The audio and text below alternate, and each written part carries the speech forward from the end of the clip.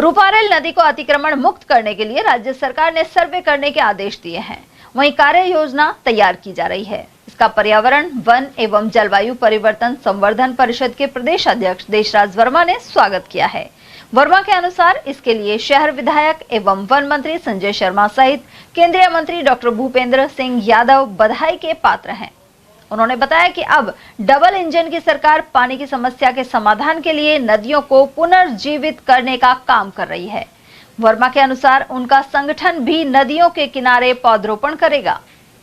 सरकार जिस तरह से रूपारेल नदी को सर्वे करवा रही है, अतिक्रमण हटवा रही है और अलवर से भरतपुर तक ये नदी जाती है, कई कस्बों में होकर जाती है, तो अब ये थोड़ा पानी नहीं निकल पा रहा है। इसमें पहले 12 महीने बहती थी, तो अब सरकार ने इस पर ध्यान दिया है। आप परिषद के प्रदेश के अध्यक्ष हैं, पर्यावरण के लिए बहुत, क्या आपको लगता है कि फायदा मिलेगा? क्या कहना चाहेंगे? देखिए, रूपारेल नदी हमारी गौरवमय नदी है। प्राचीन काल से नदी बहुत महत्वपूर्ण नदी रही है।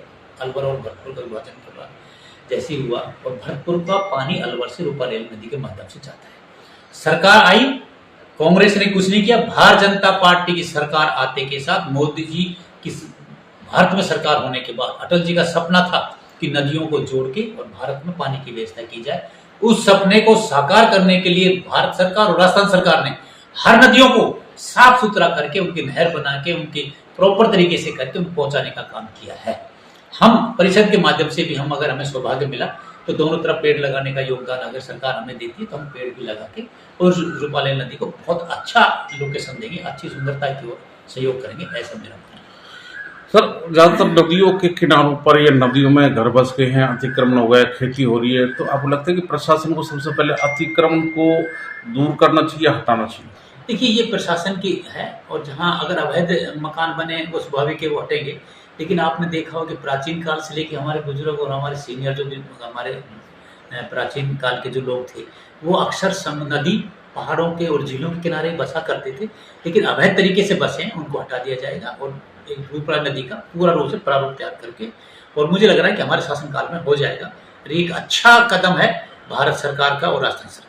जिस तरह से रूपारेल नदी पर प्रशासन और सरकार ध्यान दे रही है, उसी तरह उसके किनारे पर बड़े स्तर पर पौधे लगाने की भी योजना बननी चाहिए, आपको लगता है? देखिए, मैं बताना चाहूँगा आपको पत्रकार महोदय, हमारे मंत्री, केंद्रीय मंत्री और राजस्थान सरकार के मेरे बड़े भाई संजय शर्मा जी इस मामले में बहुत अग्रिम पंक्ति में हैं।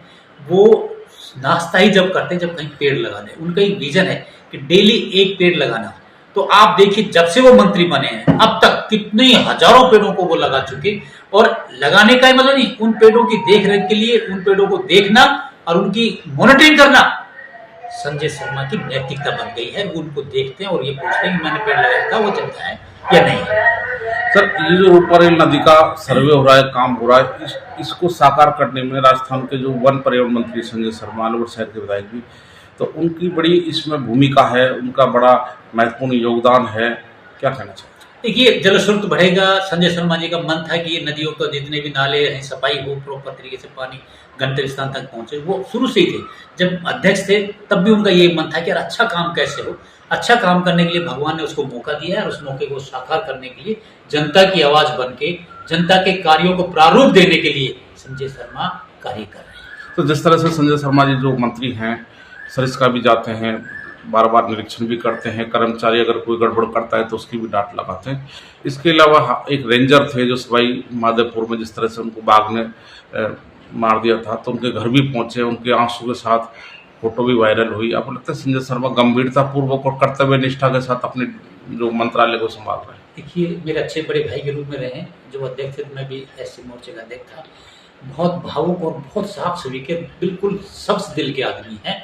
अगर उनके कहीं दिमाग में लगी तो वो खुद भी रोने लग जाते हैं। ऐसी कई बार उनका हुआ, क्यों कि उनके अंदर पेट और पाप नहीं है। वो जनता के साथ, कार्यकर्ता के साथ, कार्यकर्ता की भावनाओं के साथ और उनकी समस्याओं को लेकर जूझने वाले व्यक्ति है।